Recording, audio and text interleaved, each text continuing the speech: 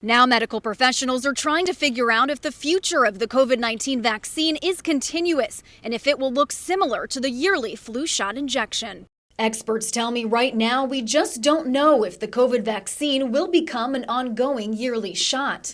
There is so much up in the air because this is so a new thing that we're dealing with from the scientific and epidemiology community. So we're very much still figuring out what that's going to look like. First, it was the original wave in 2020, then the Delta wave in late June of 2021, and finally the Omicron variant arrived in December of last year. The question is, will we have another wave?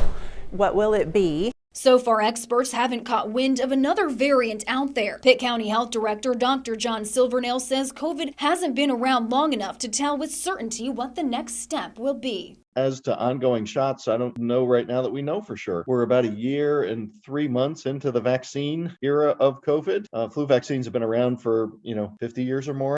Lead clinical pharmacist at Carolina East, Amy Copley, says SARS-CoV-2, or the virus that causes COVID, mutates every 2 or so weeks, much slower than that of HIV or influenza. And because of that, the virus has an editor in its mutation that catches mistakes that could kill the virus. We may be able to come up with technology in the shot that would basically knock out that editor.